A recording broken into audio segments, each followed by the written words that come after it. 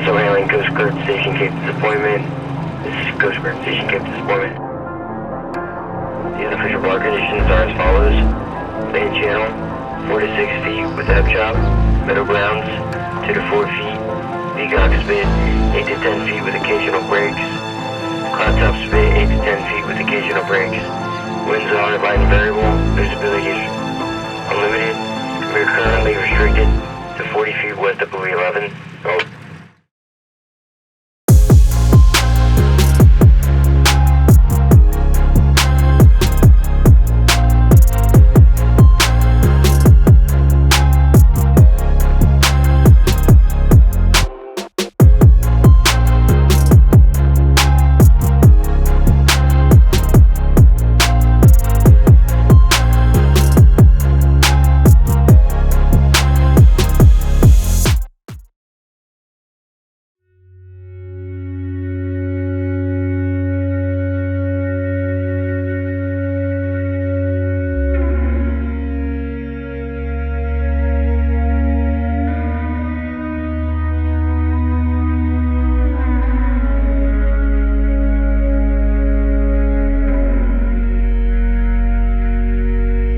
River Bar is known as the graveyard of the Pacific for very good reasons.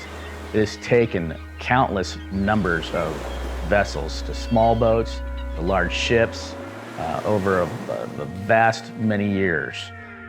They've done a lot of jetty work to improve all that, but bottom line, you've got a large volume of water rushing out of that Columbia River, hitting that Pacific Ocean, and creates just a huge, what I call a rapid. So if you could understand what a rapid would look like in a small river, multiply that by 200, and that's what you get on the Columbia River. The Coast Guard has a Coast Guard station there at what they call Cape Disappointment. They've got a motor lifeboat school there to train surfmen in these boats. So this is where they come to train. And there's a reason why they come here to train. Is because we have the right type of weather, the right type of conditions for creating the scenarios of being in rough water.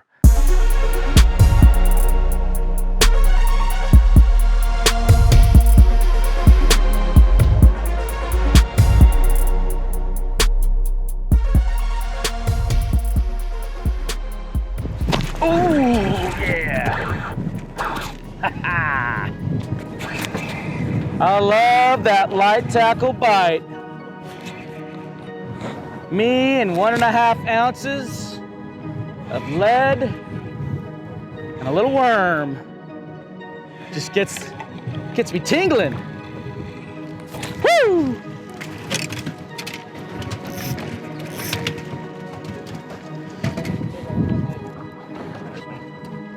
That's a dandy.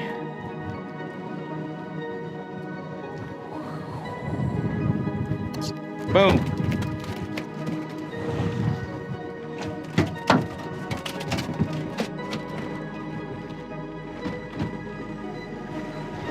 Tony's our workhorse here. He's bringing them in 2 at a time with the shrimp flies. So when we're bottom fishing or going bottom fishing, you never know what you're gonna get.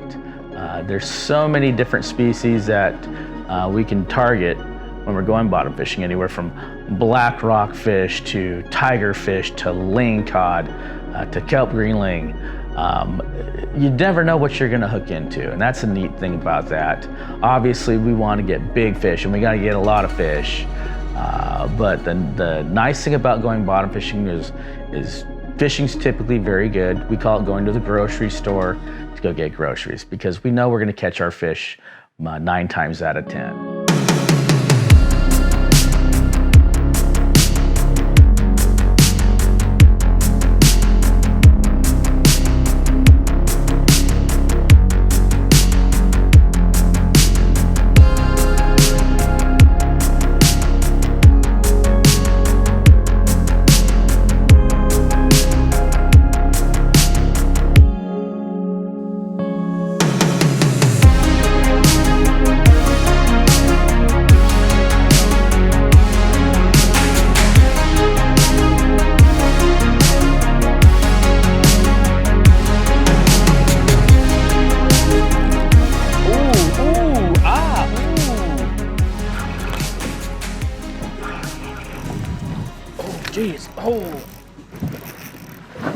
guy's stripping line out. He's got some piss and vinegar in him. Got a little spunk to him. Oh yeah. Oh yeah. Look at that. Look at that guy. Oh.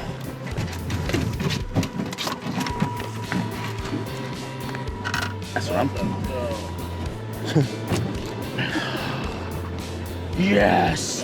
Basszilla! Woo! There we go.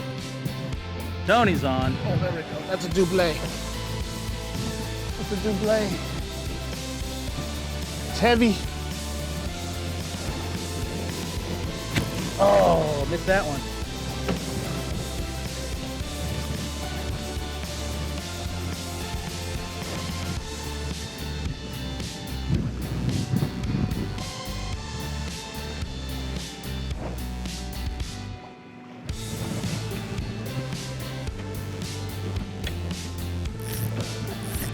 Move up, Bob.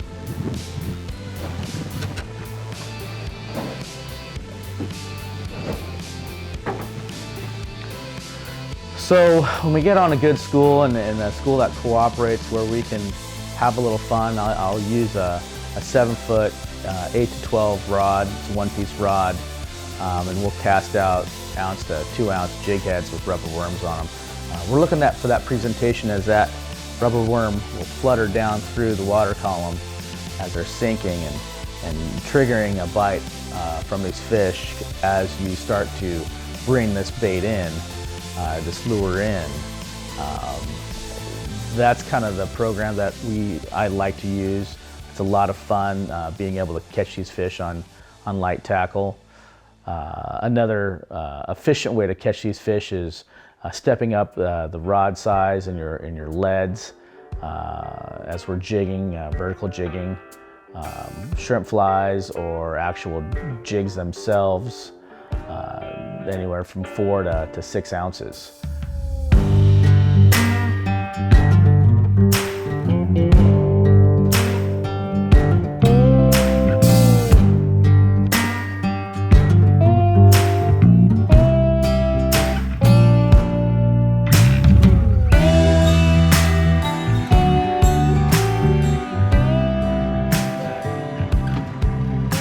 So when we're fishing for bottom fish or halibut or fish that are holding on structure, backing into current kind of slows us down a little bit. And obviously when I'm running twins with my twin 250 Suzukis here, I'm able to keep very good control of the boat. And that's pretty key on these spots is boat control, keeping them on, boat straight, line straight down or what have you, depending on how we're fishing with which technique. But it's essential to slow us down a little bit so we're not passing over these fish so quickly, and backing into the current will help do that.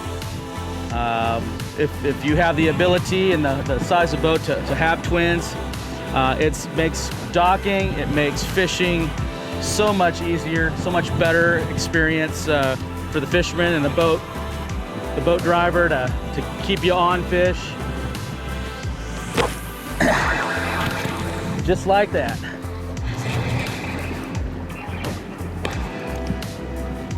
You can fish, you can drive at the same time, and keep you on the spots that are essential where these fish are holding on. And it could be just a little rock that these fish are holding on, you know, a 5x5 rock, and you got a school of fish hanging on it, and if you can't keep on that spot, it's tough to be effective catching these fish like this.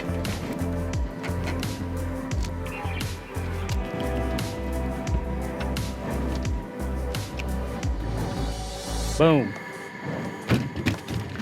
So the guys I had out on the boat bottom fishing with me yesterday were guys that have fished with me for a few years now. These guys are in the industry. These guys work for a retailer up in Fife, Washington. So they're familiar with the gear, they're familiar with fishing, they get the program, and over the years we've created a friendship and a camaraderie that I enjoy, and I enjoy having them coming fishing with me quite often, as much as they can. And bottom fishing is one of their favorite things to do with me, and And so we get them out and we have a good time, and it's always nice to have good fishermen on the boat, and they're trying different things, and we're doing different things, and so forth, and the banter on the boat is what's enjoyable. Hey, pay attention. Hey. You want a lead? Yeah. My main man, Cory, on top of these fish. These guys know what they're doing. They're very knowledgeable, and they're great fishermen, and they're great friends. I can consider them, good friends of mine.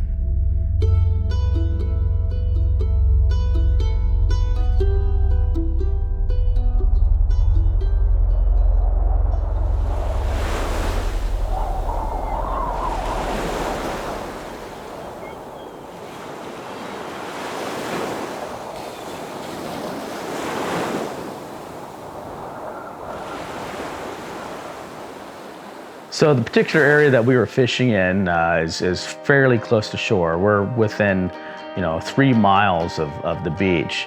And this area is kind of diverse with the type of wildlife, the type of fish that's congregated in that area. We've got a lot of steep hills and cliffs around, also to, sandy beaches. We've got little wash rocks and little island rocks, protruding out. So there's a lot of habitat for birds and sea life down there, and sea lions and seals and what have you. Seagulls to loons. Pelicans are flying around. So we've got a lot of activity around us. Instead of being out in the open ocean, when we're deep dropping for rockfish and lingcod and so forth, we're close to shore. We've got a lot of scenery. And it's beautiful down there.